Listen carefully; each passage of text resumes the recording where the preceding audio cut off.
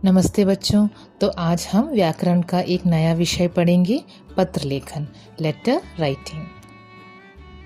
जैसा कि हम सब जानते हैं कि पत्र लिखना भी एक कला है। आज हमारे पास विचार विनिमय के लिए फ़ोन, इंटरनेट, कंप्यूटर आदि अनेक साधन हैं, फिर भी पत्र लेखन का हमारे जीवन में महत्वपूर्ण स्थान है, जिसके माध्यम से हम विचारों का आदान प्रदान करते हैं। तो बच्चों, आज हम ये जानेंगे कि पत्र लेखन क्या होता है, पत्र कितने प्रकार के होते हैं और पत्र लिखते समय हमें किन किन बातों का ध्यान रखना चाहिए, ये सब हम जानेंगे। और हम जानेंगे जब हम पत्र लिखते हैं तो उसका प्रारूप क्या होता है, उसका प्रारूप क्या होता है। प्रारूप का मतलब है फॉर्मेट। तो चलो बच्चों, हम पत्र लेखन पढ़ते हैं। तो चलो बच्चों, हम विषय की ओर चलते हैं। तो हम सबसे पहले ये देखेंगे कि पत्र लिखते समय हमें कौन कौन सी बातों का ध्यान रखना चाहिए। पत्र लिखते समय हमें निम्नलिखित बातों का ध्यान रखना चाहिए।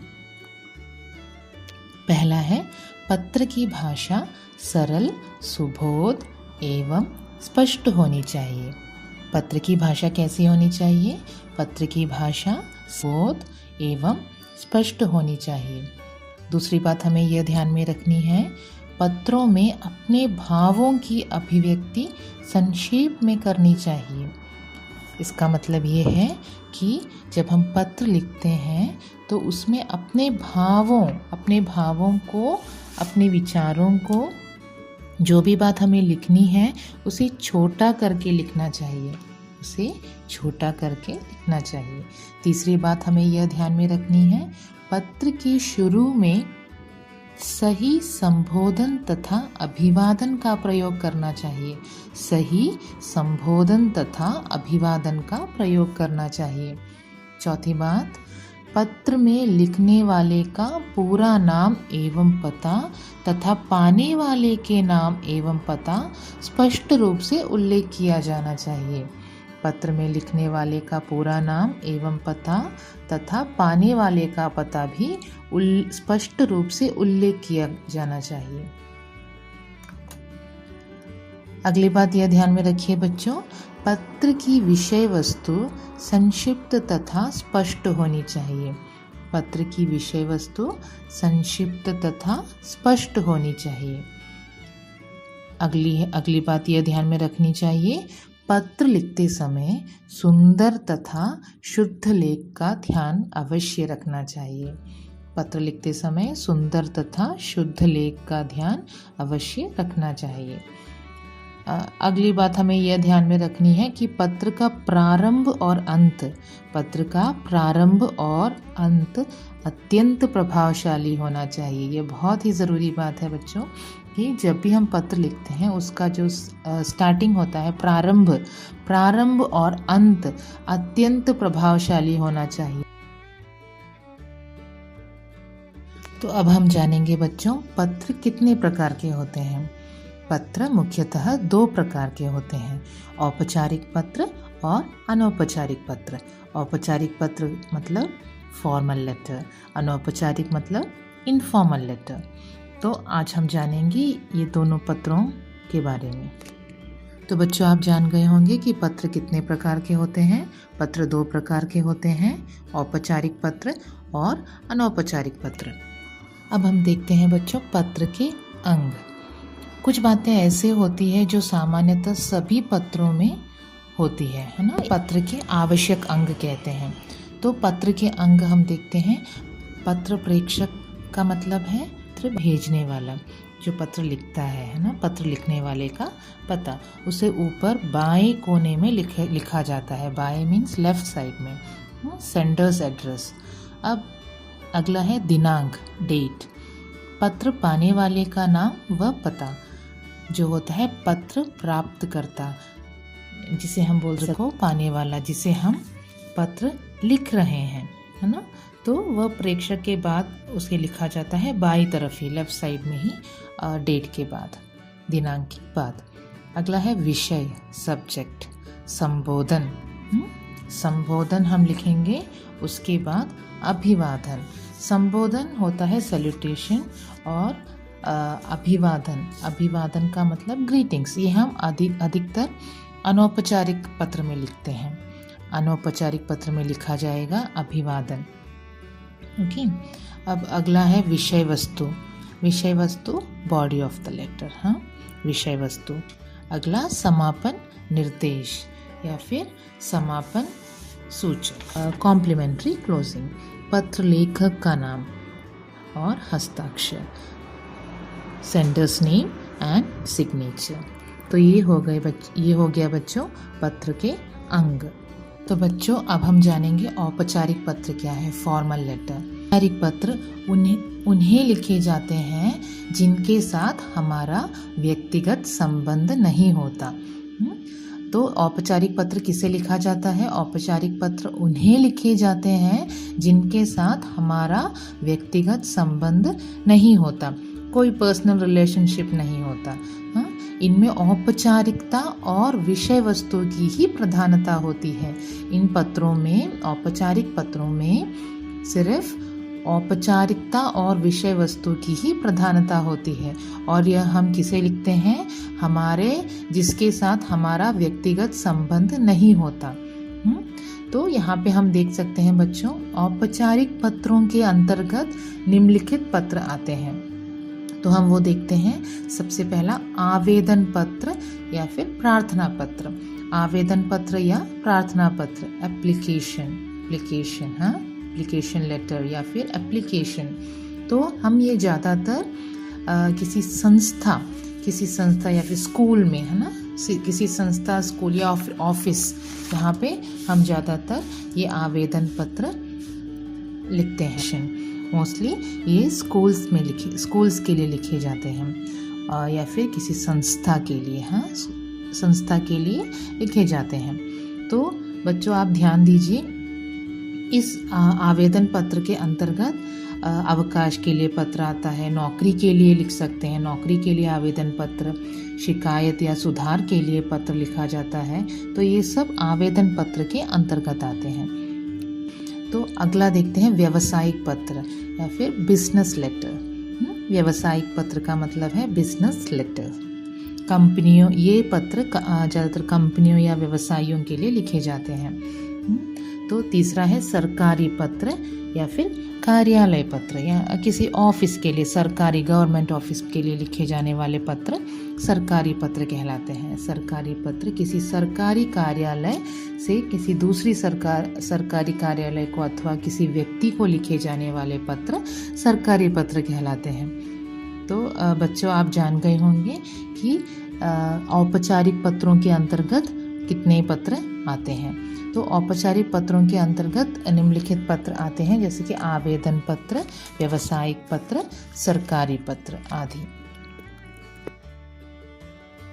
ऐसे औपचारिक पत्र के अंतर्गत निम्नलिखित पत्र आते हैं। बहुत सारे पत्र आते हैं, जैसे कि प्रार्थना पत्र, आवेदन पत्र, संपादक के नाम पत्र, विभिन्न विभागों के लिए पत्र या फिर शिकायती पत्र, कार्यालय पत्र, सरकारी पत्र, व्यवसायिक पत्र। तो वैसे इस औपचारिक पत्र के अंतर्गत निम्नलिखित पत्र आते हैं। तो बच्चों हम देखते हैं आवेदन पत्र या प्रार्थना पत्र के अंतर्गत आने वाले पत्र कौन कौन से हैं।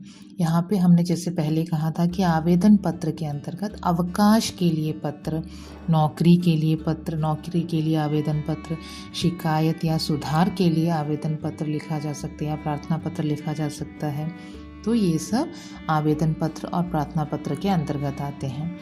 व्यवसायिक पत्र, व्यवसाय से संबंधित पत्र या फिर किसी वस्तु को मंगवाने या भेजने के लिए, किसी वस्तु के खराब होने की शिकायत के करते हुए पत्र लिख सकते हैं।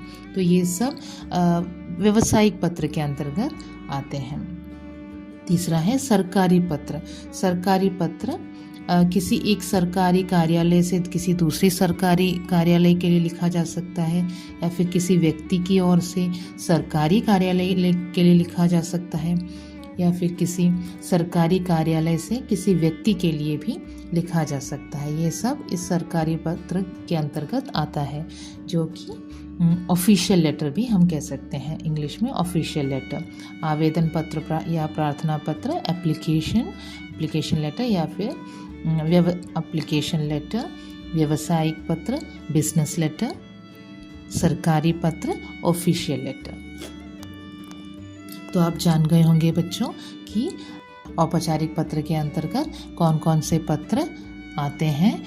अब हम देखेंगे बच्चों औपचारिक पत्र के संबोधन तथा समापन या अंत में लिखे जाने वाले शब्दों का वर्णन। तो पत्र के प्रकार, टाइप्स ऑफ लेटर, कौन सा टाइप है वो लेटर वो देखते हैं पहले। उसके अनुसार हम संबोधन लिखेंगे। संबोधन मीन्स सैल्यूटेशन, और समापन या अंत का मतलब है कॉम्प्लीमेंट्री क्लोजिंग। ओके, संबंध, रिलेशन, हम किसको पत्र लिख रहे हैं उसके अनुसार हम संबोधन लिखेंगे और पत्र का समापन भी।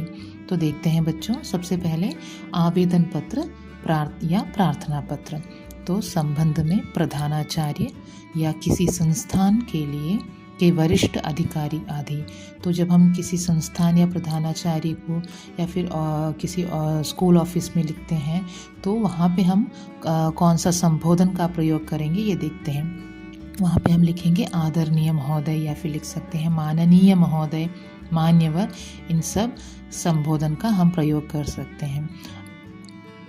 अंत में या फिर समापन में भवदीय, भवदीया, आज्ञाकारी शिष्य, आज्ञाकारिणी शिष्या, प्रार्थी, प्रार्थिनी, इन सब शब्दों का प्रयोग कर सकते हैं। अगला है व्यावसायिक पत्र में संबंध, पुस्तक विक्रेता, संबोधन सैल्यूटेशन में हम लिख सकते हैं मान्यवर या महोदय, और अंत या समापन में हम लिख सकते हैं भवदीय, भवदीया, अगर हम पुस्तक विक्रेता को पत्र लिख रहे हों तो। अगला है सरकारी पत्र या फिर कार्यालय पत्र, ऑफिशियल लेटर। अब उसमें हम अगर आदि स्वास्थ्य अधिकारी, हेल्थ इंस्पेक्टर को लिख रहे हैं या फिर डाकपाल महोदय, प्रबंधक महोदय, संपादक महोदय आदि को जब हम लिखेंगे तो उसमें कौन सा संबोधन शब्द का प्रयोग करेंगे देखते हैं। मान्यवर, महोदय, माननीय, आदरणीय, संपादक जी। इस पत्र का अंत या समापन भवदीय, भवदीया, निवेदक, निवेदिका, प्रार्थी, प्रार्थिनी, कृपाकांक्षी, इन सब शब्दों का प्रयोग हम कर सकते हैं। तो ये हो गया बच्चों औपचारिक पत्र के संबोधन तथा समापन या अंत में लिखे जाने वाले शब्दों का वर्णन। अब हम देखेंगे औपचारिक पत्र का प्रारूप। प्रारूप का मतलब है फॉर्मेट। तो पहला पत्र हम देखते हैं प्रधानाचार्य को पत्र। आप ध्यान दीजिए बच्चों, इस औपचारिक पत्र में या फिर कोई भी पत्र हो, सभी पत्रों के प्रारूप में हम सारी जानकारी केवल बाईं ओर से ही लिखेंगे। बाईं ओर मीन्स लेफ्ट साइड से। ओके, तो यहाँ पे कभी भी हम दाईं या कभी दाहिनी ओर से कभी नहीं लिखेंगे, ये बहुत गलत बात है। तो आप बच्चों ध्यान दीजिए, हमेशा अपना पत्र बाईं ओर से, लेफ्ट साइड से लिखें। ओके, अगर आप परीक्षा भवन से लिख रहे हो तो बच्चों ध्यान दीजिए, परीक्षा में अगर आप परीक्षा भवन से ही लिख रहे हो तो सबसे पहले पता प्रेक्षक परीक्षा भवन, वहाँ का केंद्र लिखिए। उसके बाद आप दिनांक लिखिए। उसके बाद आप लिख सकते हो पता लिखने वाले, किसको लिखा जा रहा है, पता प्राप्तकर्ता का नाम। जैसे कि सेवा में प्रधानाचार्य को पत्र लिख रहे हो तो प्रधानाचार्य या फिर प्रधानाचार्य जी आप लिख सकते हो। उसके नीचे प्रधानाचार्य एवं विद्यालय का पूरा पता, तो आपको फुल एड्रेस लिखना है, पूरा पता, प्रधानाचार्य एवं विद्यालय का पूरा पता। अगला आप लिखोगे विषय। विषय में सब्जेक्ट। विषय का उल्लेख सिर्फ आप एक पंक्ति में ही लिखोगे। विषय को बहुत बड़ा चढ़ाकर नहीं लिखोगे, आप लिखोगे विषय को एक पंक्ति में। विषय को आप संक्षिप्त रूप में लिखोगे एक पंक्ति में। अगला है संबोधन। वहाँ पे आप महोदय या फिर महोदया लिख सकते हो, जो भी आपने पहले पढ़ा था। हमने जब इससे पहले हमने देखा था कि पत्र में हम कैसे संबोधन जिस किसी को भी हम पत्र लिख रहे हैं, या फिर आवेदन पत्र हो या व्यावसायिक पत्र हो या फिर सरकारी पत्र हो, उसमें हमने संबोधन भी पढ़ा था। हम ये सब हमने पहले पढ़ा था। तो यहाँ पे हम महोदय या महोदया लिख सकते हैं, और अल्प विराम भी लगाइए, वहाँ पे कॉमा भी लगाना मत भूलिएगा। अब हम अपना पत्र शुरू करते हैं। सविनय निवेदन है कि ये आप अपने ज़्यादातर पत्रों में आप इसका उपयोग कर सकते हो। यहाँ से आप शुरू कर सकते हो। सविनय निवेदन है कि। अब आप अपना पत्र का विषय लिखिए, अपनी कक्षा लिखिए, आदि का उल्लेख कीजिए और आपको क्या कहना है, आप कौन सी कक्षा में पढ़ते हो, और आपके बारे में आप वहाँ पे जो भी कुछ आप कहना चाहते हो वहाँ पे आप सबसे पहले शुरुआत में लिखिए। ये हो गया आपका इंट्रोडक्शन। अब अगली 2 पंक्तियों में आप इस पत्र का मुख्य विषय लिखिए, जो हो गया मेन कंटेंट है आपका पत्र का मुख्य विषय, आप वहाँ पे लिखिए। अगले पंक्ति में आप लिख सकते हो समापन, जो है कंक्लूशन। आशा है कि आखिरी 2 लाइन में आप लिख सकते हो समापन या फिर कंक्लूशन। आशा है कि वहाँ से शुरू करोगे और आप वहाँ पे उस पत्र का समापन लिखोगे। अगला है धन्यवाद ज्ञापन, बात लिखोगे। उसके बाद आपका आज्ञाकारी शिष्य या फिर आज्ञाकारिणी शिष्य, ये हो गया हमारे पत्र का अंत में प्रयोग। जो अंत में हम प्रयोग करते हैं वो कॉम्प्लीमेंट्री क्लोजिंग हो गया। यहाँ पे आप यूज़ कर सकते हो। हमने पहले देखा था जो कौन से शब्दों का हम वहाँ पे प्रयोग कर सकते हैं अंत में या फिर समापन में। तो यहाँ पे आप कॉम्प्लीमेंट्री क्लोजिंग जो भी आप देना चाहते हो आप वहाँ पे दे सकते हो। आपका आज्ञाकारी शिष्य, आज्ञाकारिणी शिष्य। उसके बाद आप अपना नाम लिखेंगे, आप कौन सी कक्षा में पढ़ते हो, कक्षा या वर्ग, सेक्शन, क्लास, सेक्शन लिखोगे। उसके बाद आप रोल नंबर लिखोगे, अनुक्रमांक लिखोगे, और ये हो गया आपके पत्र का प्रारूप। तो बच्चों आप ध्यान दीजिए, जो भी हम लिखेंगे इस पत्र में, औपचारिक पत्र हो या अनौपचारिक पत्र हो, पत्रों में जो सभी पत्रों के प्रारूप के सभी जानकारी केवल बाईं तरफ ही लिखी जाती है। तो आप इसको ध्यान में रखते हुए अपने पत्र को लिख सकते हो। तो ये हो गया बच्चों आपको प्रधानाचार्य को हम पत्र कैसे लिखते हैं और उसका प्रारूप। अगला हम देखते हैं सरकारी, कार्यालयी या शिकायती पत्र, ऑफिशियल लेटर या फिर कंप्लेंट लेटर, हम कैसे उसका प्रारूप हम कैसे लिखेंगे, उसका प्रारूप हम देखेंगे। आप यहाँ देख सकते हो बच्चों, सबसे पहले हमने लिखा सेवा में। वहाँ पे जिस किसी को भी आप पत्र लिख रहे हो उसके संबंध में उस अधिकारी का पद, जैसे कि हम स्वास्थ्य अधिकारी के लिए स्वास्थ्य अधिकारी को लिख रहे हो, या फिर प्रबंधक को, या फिर डाकपाल को, वहाँ पे आप पहली पंक्ति में आप वो लिखोगे। उसके बाद आप लिख सकते हो संबंधित विभाग, जैसे कि आप वाटर अथॉरिटी या फिर किसी इलेक्ट्रिसिटी बोर्ड में लिख रहे हो, या फिर आप किसी जैसे आप पानी, बिजली आदि विभाग में लिख रहे हो, तो वहाँ पे आप उसका वर्णन भी कर सकते हो। आप वहाँ लिख सकते हो दूसरी पंक्ति में। और वहाँ पे आप ज़रूर लिखिएगा कौन से क्षेत्र में आप क्षेत्र का नाम, राज्य का नाम या फिर पिन कोड आदि भी लिखना भूलिए मत, आप उसे भी वहाँ पे लिखोगे। अगला है विषय आप जैसे कि हमने कहा विषय को हमेशा एक ही पंक्ति में संक्षेप रूप में लिखना ज़रूरी है, तो इसको बढ़ा चढ़ाकर हम नहीं लिख सकते। विषय को हमेशा हमें संक्षिप्त रूप में ही लिखना चाहिए, संक्षेप में ही लिखना चाहिए। विषय को हमेशा हमें संक्षिप्त रूप में ही लिखना चाहिए। यहाँ पे विषय के ऊपर आप एक लाइन छोड़ सकते हो और उसके नीचे भी एक लाइन छोड़ सकते हो। तो यहाँ पे आप एक स्पेस छोड़कर अगला लिखेंगे संबोधन, सैल्यूटेशन, महोदय या महोदया। अल्प विराम लगाना भूलिएगा मत बच्चों। अगला हम नए निवेदन है कि, और आप वहाँ पे अपनी समस्या का उल्लेख लिखेंगे। सबसे पहले आप क्या कहना चाहते हैं, उसके बाद आपका आ गया मुख्य विषय, समस्या का विस्तार, उसे आप विस्तार के रूप से अपनी समस्या को वहाँ पे लिख सकते हो।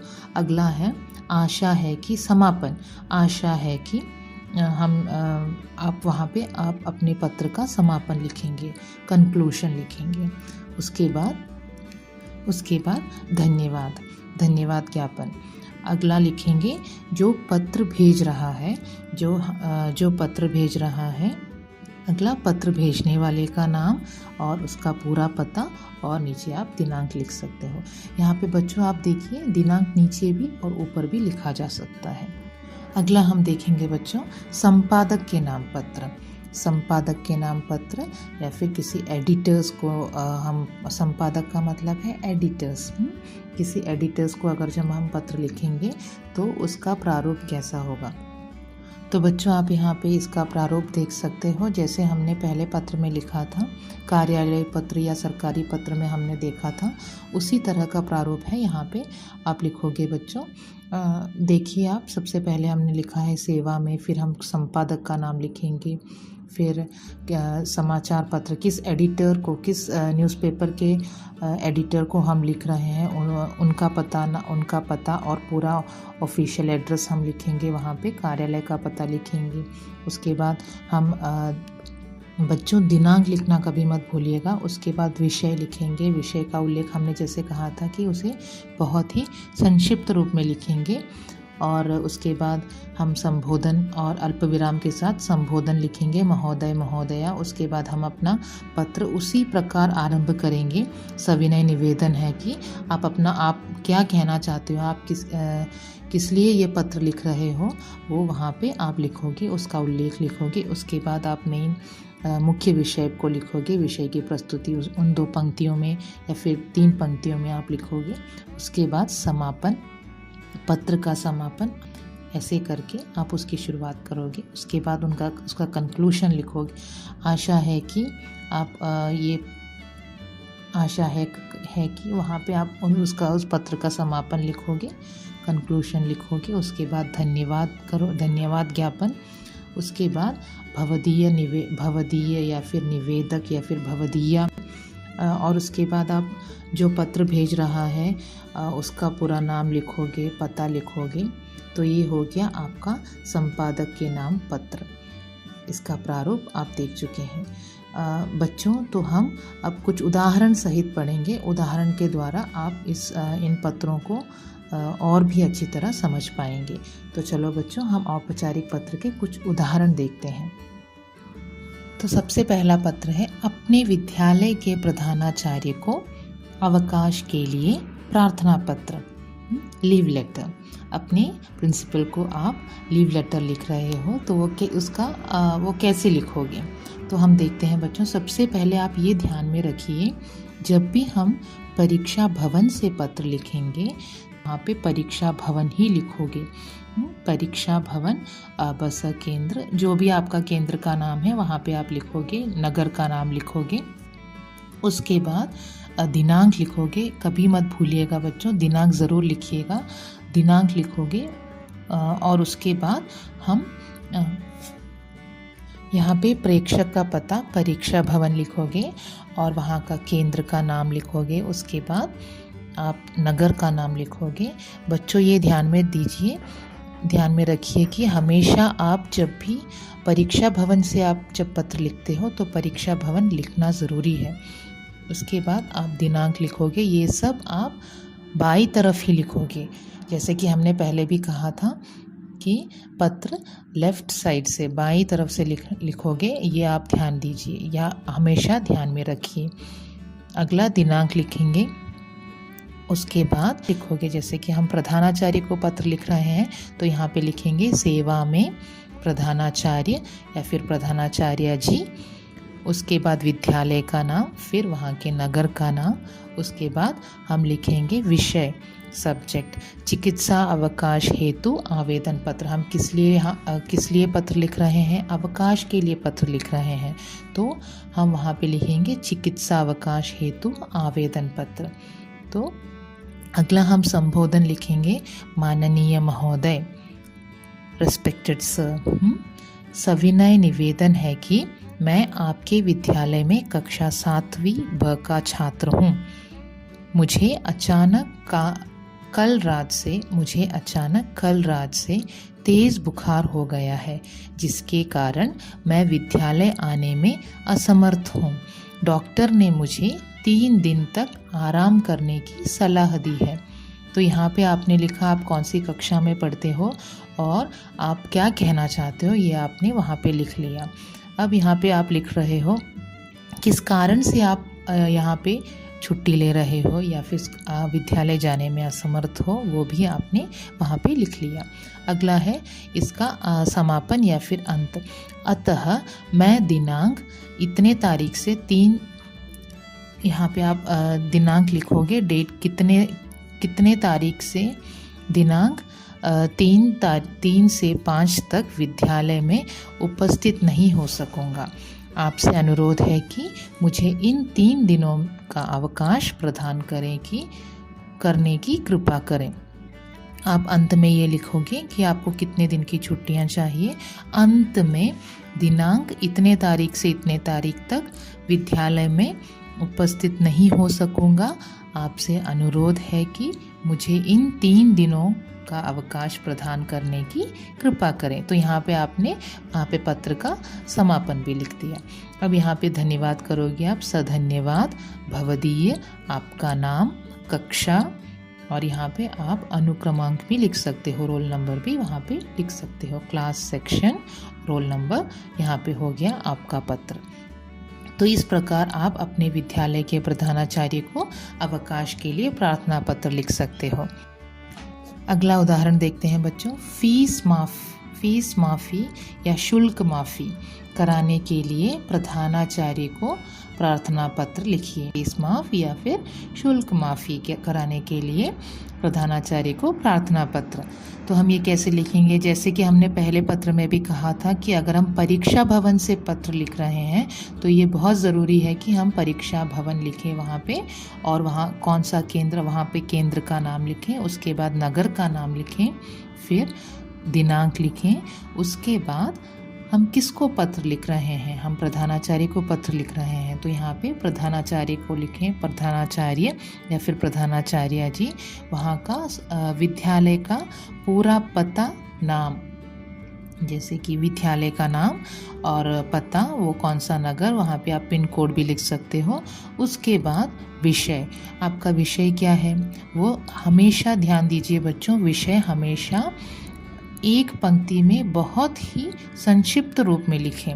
यहाँ पे आप देखिए, फीस माफ़ी हेतु प्रार्थना पत्र, फीस माफ़ी के लिए प्रार्थना पत्र, या फिर आप लिख सकते हो विषय में शुल्क माफ़ी के लिए प्रार्थना पत्र, शुल्क माफ़ी हेतु प्रार्थना पत्र।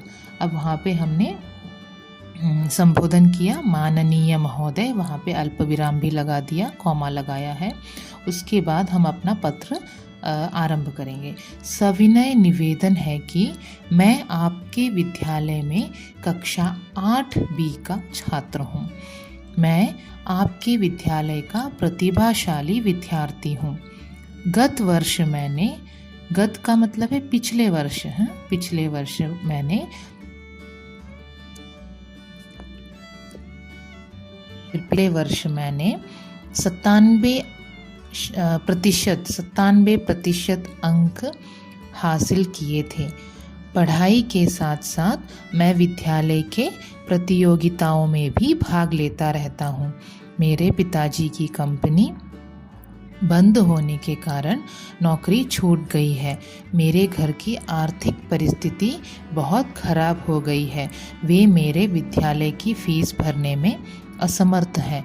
अतः आपसे निवेदन है कि मेरे विद्यालय की फीस माफ़ करने की कृपा करें, ताकि मेरी पढ़ाई सुचारू रूप से चलती रहे। सधन्यवाद, आपका आज्ञाकारी छात्र। और आपका नाम लिखोगे वहाँ पे, उसके बाद कक्षा और विभाग, क्लास, सेक्शन, उसके बाद अनुक्रमांक भी लिखोगे। ये हो गया आपका अगला पत्र। तो इस प्रकार आप ये पत्र लिखेंगे, फीस माफ़ कराने के लिए प्रधानाचार्य को पत्र। अब हम अगला उदाहरण देखते हैं। आपके मोहल्ले की नालियों की ठीक से सफाई नहीं हो रही है। इसकी शिकायत करते हुए नगर निगम के स्वास्थ्य अधिकारी को पत्र। बच्चों, इस पत्र में भी आप लिखोगे, अगर आप परीक्षा भवन से पत्र लिख रहे हो तो परीक्षा भवन लिखेंगे, वहाँ पे कौन से केंद्र से हम लिख रहे हैं वो केंद्र का नाम लिखें, उसके बाद नगर का नाम लिखें, उसके बाद हम लिखेंगे दिनांक, डेट। फिर सेवा में हम किसको पत्र लिख रहे हैं, यहाँ पे देखिए बच्चों प्रश्न में, इसकी शिकायत करते हुए नगर निगम के स्वास्थ्य अधिकारी को पत्र। हम स्वास्थ्य अधिकारी को पत्र लिख रहे हैं, तो वहाँ पे लिखिए स्वास्थ्य अधिकारी। सेवा में स्वास्थ्य अधिकारी, दिल्ली नगर निगम, मयूर विहार, नई दिल्ली। किसी भी क्षेत्र के स्वास्थ्य अधिकारी को अगर आप पत्र लिख रहे हो तो वहाँ पूरा पता वहाँ पे लिखेंगे और वहाँ पे आप पिन कोड भी लिख सकते हो। उसके बाद आप लिखोगे विषय। विषय हमारा क्या है, देखिए आप प्रश्न में देखिए, आपके मोहल्ले की नालियों की ठीक से सफाई नहीं हो रही है। तो आप इसकी शिकायत करते हुए आप पत्र लिख रहे हैं, तो आप वहाँ पे विषय में लिखोगे मोहल्ले की नालियों की सफाई हेतु। आप शिकायत पत्र लिख रहे हैं, शिकायती पत्र लिख रहे हैं, तो वहाँ पे आप लिख सकते हो मोहल्ले की नालियों की सफाई हेतु। तो ये हो गया आपका विषय संक्षिप्त रूप में, है ना, संक्षेप में आप लिख रहे हो, विषय को आप बहुत संक्षेप में लिख रहे हो, बहुत छोटा करके एक पंक्ति में लिख रहे हो। अगला अब शुरुआत करेंगे पत्र। महोदय, अल्प विराम लगा दिया। इस पत्र के माध्यम से मैं आपको यह जानकारी देना चाहती हूँ कि मयूर विहार के फेज़ 2 में, यहाँ पे आप जिस जगह का नाम भी लिख रहे हो, आपकी इच्छा अनुसार जगह के बारे में आप वहाँ पे लिखना चाहते हो, उस जगह का नाम लिखोगे। और उसके बाद मयूर विहार के फेज़ 2 में पिछले 2 सप्ताह से सफाई नहीं हो रही है। नालियाँ बंद है, जगह जगह कूड़े कचरे बिखरे हैं, सड़कों पर नालियों का पानी जमा हो गया है, मोहल्ले में मलेरिया फैलाने की आशंका है। इस क्षेत्र के सफाई कर्मचारी को हम कूड़ा उठाने के लिए कई बार कह चुके हैं, लेकिन उस पर कोई असर नहीं हुआ। अतः आपसे विनम्र निवेदन है कि आप इस क्षेत्र का निरीक्षण करें और इस दिशा में तुरंत कदम उठाने की कृपा करें। सभी क्षेत्रवासी आपके आभारी रहेंगे। सभी क्षेत्रवासी आपके आभारी रहेंगे। सधन्यवाद, भवदीय। आपका नाम, पता वहाँ पे आप लिखोगे। तो इस प्रकार आप ये पत्र, शिकायती पत्र या फिर स्वास्थ्य अधिकारी पत्र लिखोगे। तो बच्चों, आप जान गए होंगे उदाहरण सहित ये औपचारिक पत्र कैसे लिखा जाता है, पत्र लेखन क्या होता है और पत्र लिखते समय हमें कौन कौन सी बातों का ध्यान रखना चाहिए, ये सब आप जान गए होंगे। तो बच्चों, अगले भाग में हम अनौपचारिक पत्र पढ़ेंगे। धन्यवाद बच्चों, अगले भाग के साथ हम फिर मिलेंगे।